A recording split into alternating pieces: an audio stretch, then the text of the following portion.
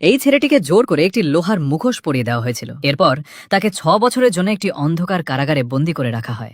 এই পুরো সময়ে তার সঙ্গে কেউ একটি কথাও বলেনি। মাসে মাত্র একবার একজন পাদ্রী তার জন্য প্রার্থনা করতে আসতেন। একদিন সেই পাদ্রীর সঙ্গে করে একটি লাশ নিয়ে এলেন, যার মুখেও একই রকম লোহার মুখোশ ছিল। ছেলেটি এতটাই ভয় পেয়ে গিয়েছিল যে মুখ দিয়ে কোনো শব্দই বের করতে পারছিল না।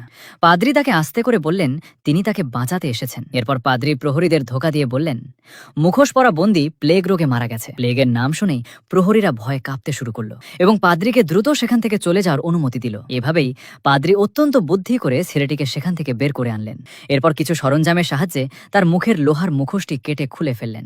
3 জন পুরনো যোদ্ধা যখন ছেলেটির শূন্য ও বিষণ্ণ চোখের দিকে তাকালেন, তখন তারা ভাবতে লাগলেন তারা আসলে ঠিক কাজটি করেছেন তো। কিন্তু ছেলেটিকে ভালোভাবে গোসল করিয়ে সামনে আনার পর সবাই হতবাক হয়ে গেল, কারণ তার চেহারা হুবহু দেশের রাজার মতো দেখতে ছিল। অন্যদিকে আসল রাজা ছিল ভীষণ লম্পট ও অত্যাচারী। নিজের প্রজাদের নিয়ে তার কোনো চিন্তাই ছিল না। সে শুধু নিজের বিলাসিতা আর নারীদের নিয়ে ব্যস্ত থাকত। একদিন তার নজরে নতুন এক মেয়ে পড়ল। তাকে ফাঁদে ফেলতে রাজা একটি পরিকল্পনা করল এবং তাকে ধরে আনার নির্দেশ দিল। রাজা এমনভাবে জাল বিছালো যে ক্রিস্টি নামের এক মেয়ে একটি নির্জন পথে আটকা পড়ে গেল। যখন ক্রিস্টি লোকজনের ভিড় থেকে দূরে একটি নির্জন পথের দিকে এগিয়ে যাচ্ছিল, রাজা তার পিছু নিল। তার ধারণা ছিল নিজের রাজকীয় ক্ষমতা ব্যবহার করে সে ক্রিস্টিকে সহজেই নিজের ফাঁদে ফেলতে পারবে। কিন্তু ক্রিস্টির ইতিমধ্যেই বাগদান হয়ে গেছিল। রাজা যখন তার সঙ্গে জোর জবরদস্তি করার চেষ্টা করল, তখন অন্ধকারের মধ্য থেকে এক হামলাকারী হঠাৎ রাজার ওপর ঝাঁপিয়ে পড়ল। ঠিক সময় সেনাপতি এসে রাজাকে বাঁচিয়ে ফেলল। রাগে উন্মত্ত হয়ে রাজা সেই হামলাকারীকে সেখানেই ছুরি দিয়ে হত্যা করল।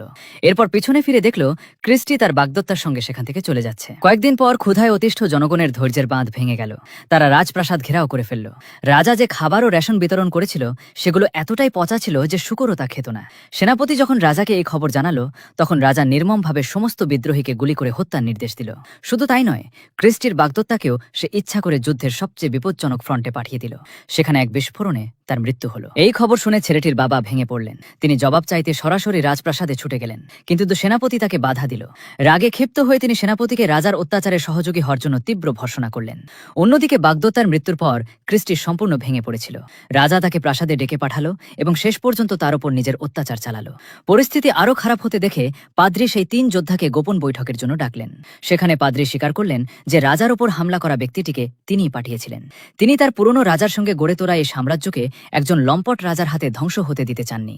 এরপর বাগদত্তার বাবা এবং বাকি যোদ্ধারা নিজেদের ছেলের মৃত্যুর প্রতিশোধ নেওয়া এবং রাজ্যকে রক্ষা করার জন্য একজোট হলেন। মুখোশ পরা সেই ছেলেটির সাহায্যে তারা একটি অভ্যুত্থান ঘটিয়ে অত্যাচারী রাজাকে সিংহাসনচ্যুত করল।